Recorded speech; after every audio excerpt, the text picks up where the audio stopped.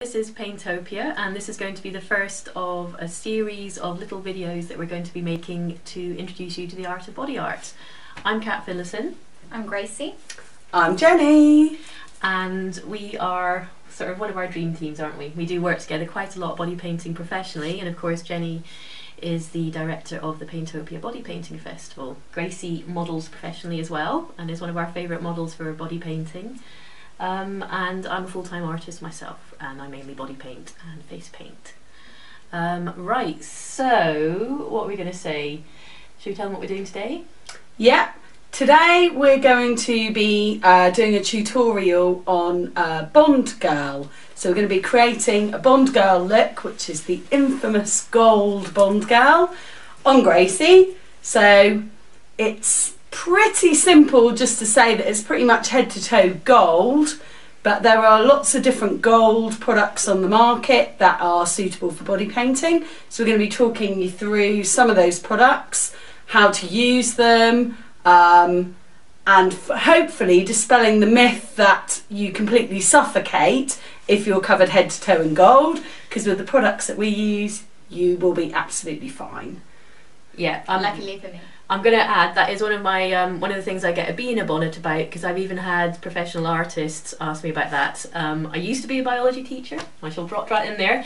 We don't breathe through our skin, so even if we did coat Gracie, which we wouldn't do, in something that wasn't cosmetic and that didn't let her skin breathe through it, she still wouldn't die because, well, unless it was poisonous, because she breathes through her lungs. Yes, we're not frogs, so all this rubbish about leaving a small square at the base of your back to breathe through is rubbish. And the original model in the Goldfinger film did not die.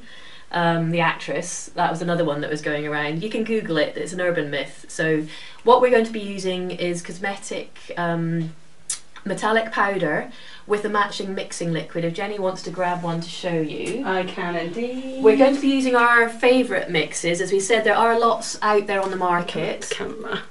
So we're going to be using either Graftobian or Meron. They're the two main that we use for the gold or silver metallic looks, and they each come with a specific liquid to mix them with if you want a look that's going to dry and be touchable and not transfer all over the place. So Graftobian comes with what it calls the Magic Set mixing liquid, and Magic Set, I should repeat just in case that came out a bit blurry. And Meron comes with what do they call it? Is it just mixing liquid? Just mixing liquid. There's no hard and fast rule as to how much you need to mix to get the effect that you want. I actually have this saved as an email because we get asked for it so often. We quite often tell people doing it for fancy dress just to do it themselves. You just have to mix and mix and mix, try it on your arm until it looks metallic enough when it dries, and then go ahead and paint it. And it's something you have to make up fresh. You can't make it in advance and store it because it sort of evaporates and goes off, and you also have to keep stirring it while you work so it looks as good as possible. So we're going to use that on her front, which will be the version that we would use if someone was going to be, you know, maybe dancing or going out as a costume, as a Bond girl, or as a base for any artwork that you wanted to put on the top of it. And on the back, to show you the difference, if we have time, we might mix it with baby oil, which instead of using the mixing liquid, you use the metallic powder with the baby oil, and that gives the super liquid metal shiny look. But the problem with the baby oil look is it stays wet. It basically stays like baby oil. So anything Gracie touches or leans against, or it just shows it fingerprinting. It'll turn gold. It'll turn gold. It'll transfer. Like Skittles, everything should touch. Skittles. Right, so rather than have you undressing on camera, I think we shall let Gracie go out of shot and just remove her clothes. Right, just to say, Jenny and I are very keen on treating models well. So one of the things for that is like being respectful of them, because they're obviously doing this job for us. I don't paint nudes, I don't think you do either. Nope. So we always give our models a choice of underwear. They can basically wear what they want. I mean, unless it's something that a client specifically wants a G-string or as little as possible, pretty much my models are all in pants. Yeah. And boob covers this time. Yes, we've got a variety here. We'll take one out. We're waiting for some products to come in for us to try that will give a completely invisible cover, but we thought today we'd go for something a bit more noticeable, and these are actually from a range by Body Effects in New Zealand. They're foam latex. As you can see, they're kind of 3D sculpted. They're kind of nice and soft and squishy.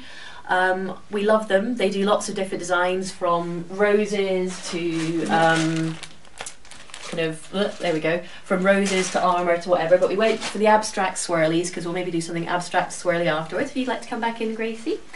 And what we've done is we've stuck them on with some Mould Life Aquafix, which is pretty much the cosmetic adhesive I use for everything, and we just put a little layer just around the inside edge, so it's not actually over her nipple area, so that way it's going to be nice and comfy, and when it comes to taking it off later with baby oil, it's not going to cause any problems or pain. So this is Gracie all ready to go, and we're going to start mixing. Underwear, just to say, obviously we use a variety of underwear. I have to say my favourite brand for body painting is Primark. Yeah, Primani. They're cheap because obviously underpants you're going to wear once for body painting and then probably get rid of. So they're cheap and cheerful and comfy as well. And the only other thing, I've prepped Gracie's hair just before starting to paint her, so that I can make the gold application as smooth as possible. The products I've used, well, I've just put it up in a bun. I'm not great with hair, no hairdresser. Just popped it up in a bun, and I've used some of this fantastic product from Kryolan just to slick down any of the stray hairs, so that hopefully then when we pop the gold on later it'll all be nice and smooth, no stray hairs. So okay, well typically the brushes I usually use for this I took out and forgot to put back in for this morning, so we're going to sacrifice one of Jenny's smaller brushes. But just to show you, in the bowl there I've put in a sort of pile of the gold powder and a little bit of the liquid, and what we're going to do is we're going to start mixing. So if I can borrow your whichever brush you want to give up, Jen. Yeah.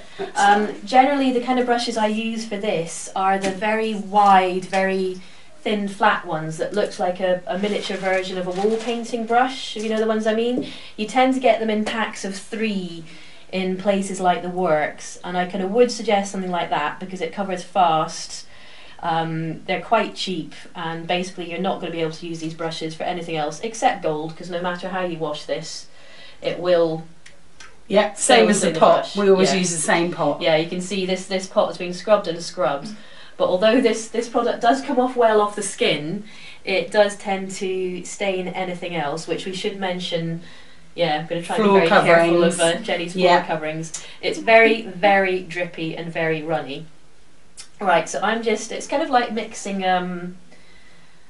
gravy or something. So I'm just squishing the stuff against the... Do you want to show that a little bit nearer? Sorry, yeah. I'm just squishing the contents against, I'm going to look at this while I'm pouring before I pour it all over Jenny's nice white carpet. I'm just squishing the mix against the side and just trying to mix in any lumps. You can see it's starting to look a little bit gold, but I'm just going to paint a little bit on Gracie.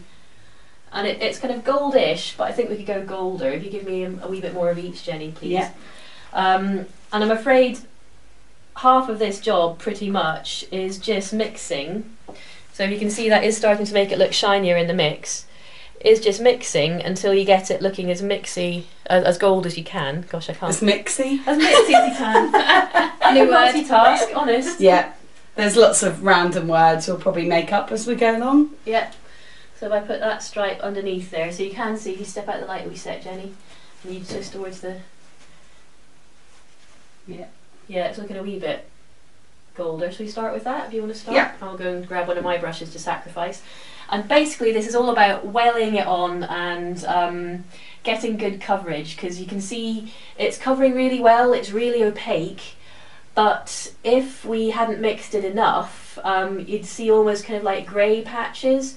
And the other thing that we will be doing is, when we've pretty much got Gracie covered, we'll turn her around. So as well as us walking around her, we will turn her around. Because what you find is that even though in one particular angle of light it looks like you've completely covered her really well and there's no streaks, she'll suddenly move into a different sort of light area and you'll see streaks and marks, and you can go over it again. Now this stuff As you can see, it's pretty much nearly dry already. I just got a little bit of yeah, and a little actually goes quite a long way. Yeah. I've got a little bit on my finger. It dries very well. It's actually quite a nice, durable product, but you will notice that when we just use it with the mixing liquid, it only really looks shiny on areas that are sort of smooth and hairless.